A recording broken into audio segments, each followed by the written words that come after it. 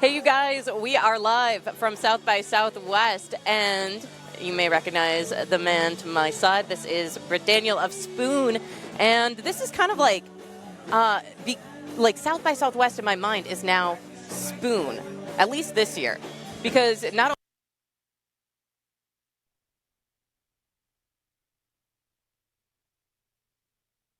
I'll keep talking. It's still recording? All right. So technical difficulties out at South by Southwest. That's how you know it's live. You guys are playing at Emo's. Right. Now it's Eno, named after Jim Eno, your drummer. Eno's, yeah. And so what is it like for you at Spoon to play South by Southwest? Well, it's easy for me.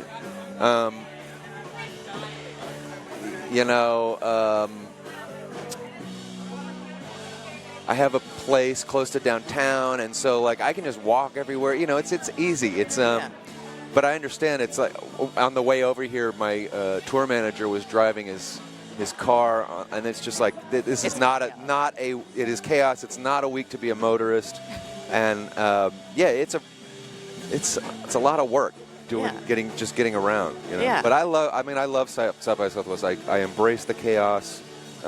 There's always too much to do, you know. You can't hope to try to see everything that you want to see, and as long as you can be okay with that, then it's a little more fun. Yeah. Do you guys stack it up, like, let's play as many shows as possible, or at this point, after a number of years at South by Southwest, are you like, you know what, we're just doing one show or two shows, I guess? The times I've had the most fun at South by Southwest, honestly, have been the times when we played like 10 shows. Divine Fits did that one year. I think we literally played 12 shows. 2 years ago, Spoon played, I think, 9 shows. And this year we're not even playing that. We're playing maybe 8 shows this time. Yeah. But I like that, you know? Yeah. I mean, I think it's like the energy of playing that much has to be something that can only happen in this sort of spirit. I think if you played 8 shows in like 2 days anywhere else, I don't think it would have that same feeling. You wouldn't have that same feeling, and it wouldn't make a lot of sense. Yeah. But here it makes sense. Well, and you guys have your taco. Can we talk about, are you a taco fan? How did this come to be? Of course. Who's not? If you're not a taco fan, I'm not friends with you. I'm saying that, putting my foot down right now. So how did it happen? Yeah. It was just a taco truck that I would go to every now and then. We actually did another thing where I designed a taco in LA at Home State, a different place, and then somebody had the idea, let's do a taco. Yeah. But as part of Spoon taking over South by Southwest. Yeah. Which is, they're really pushing it this year because we have a record coming out on Friday, right? Yeah, so that's why it's particularly Spoon-centric, or they're trying to make it be that way at least.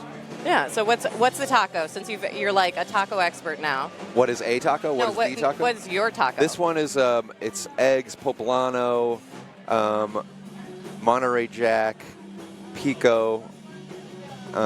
I wanted to make a migas taco, but they had one that was very similar, so this one's a little bit different. And then it's either on corn or flour tortilla. So, Hot Thoughts, we should talk about this. Album's coming out on Friday.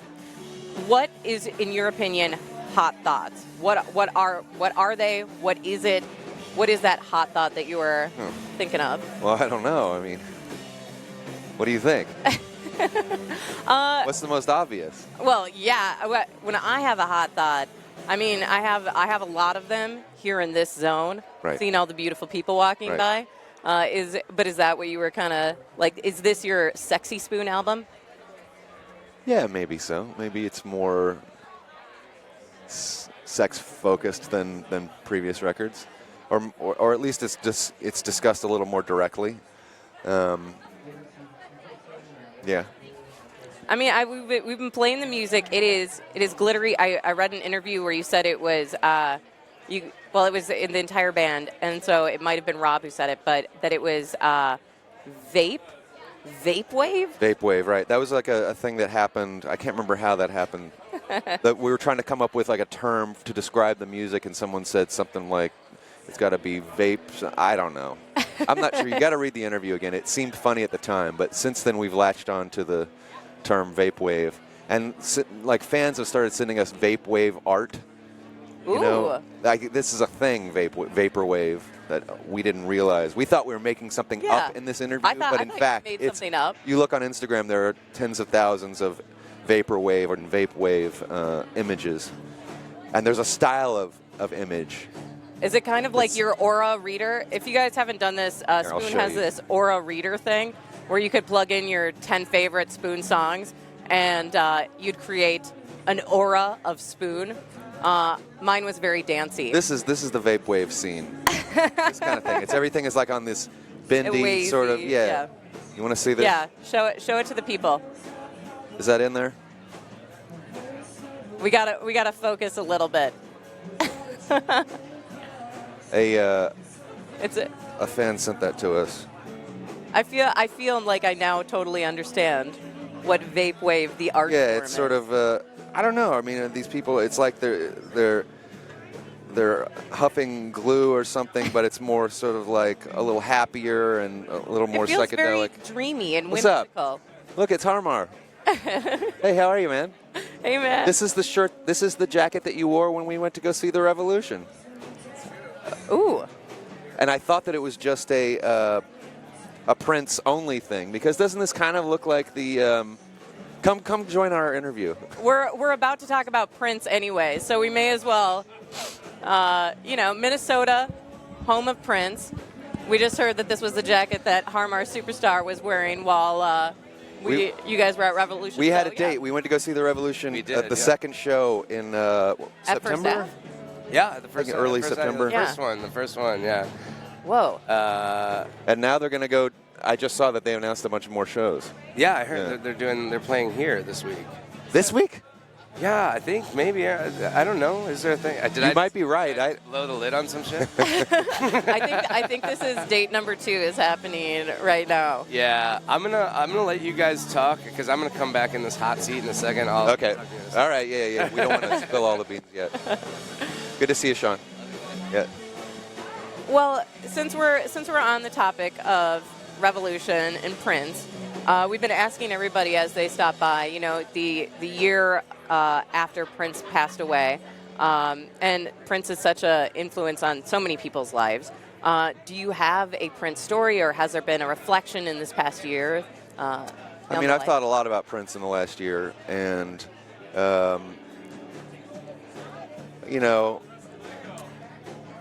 I never got to meet him. But I got to see him many times. The last time I got to see him was at South by Southwest in 2013. He played at La Zona Rosa. Yeah. And I don't know, watching Prince was like, I've said this, that it was like watching God's love, Yeah. It was like that. He was completely in his element. He was the greatest performer of his generation, or maybe many other generations. The guy was he was touched.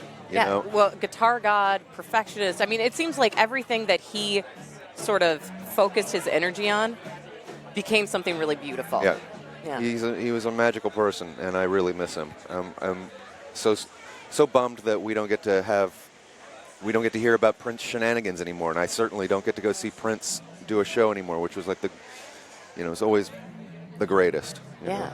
Well, it's just seeing him put on a guitar and start wailing on it is pretty magical. Yeah. Do you have a particular... Somebody asked Eric Clapton what's it like being the greatest guitar player in the world, and he says, I don't know, ask Prince. Yeah, and that kind of... He nailed it. He really is, and he probably was the best drummer. He just did... He was on another level, Yeah. So of all the shows that you saw of Prince's, is there one that stands out as like a magical moment? Yeah, we actually got to play with him once, but not... It was a big outdoor show in Portugal, and there was only one stage, so we were on the same stage with him, but later. And by the time he got there, there was a bit of a wall, and I didn't get to meet him. Big bouncers. Yeah. But because we had played, we got to be right in front, right in front of the stage, and it was just, it was magic. Yeah. How many times did you see Prince? 3 times. Yeah. Which is a sad number. I want there to be more. At least you got to see him. Yeah. Yeah, it's one of those things where I always felt like there would be another opportunity. So it's just one of those. Yeah. You would feel tingles when you saw saw him on the right night. You know, I mean, it was just absolutely unreal. Yeah. Well, on that note, we're not going to keep you too long. Okay. I know this is Spoon Takeover South by Southwest. This is really your week. Hot Thoughts coming out this Friday, in fact. And yeah, we're just so excited about it. I'm going to go eat your taco in a little bit here. Right. And yeah, let's just thank you so much, Brett, for stopping by and allowing us to live in the aura of Spoon for real. All right, let's stop bit. being silly. But it's good to talk to you, and I love the current, and it's always good to talk to you guys. Yeah, man. See you guys live from South by South.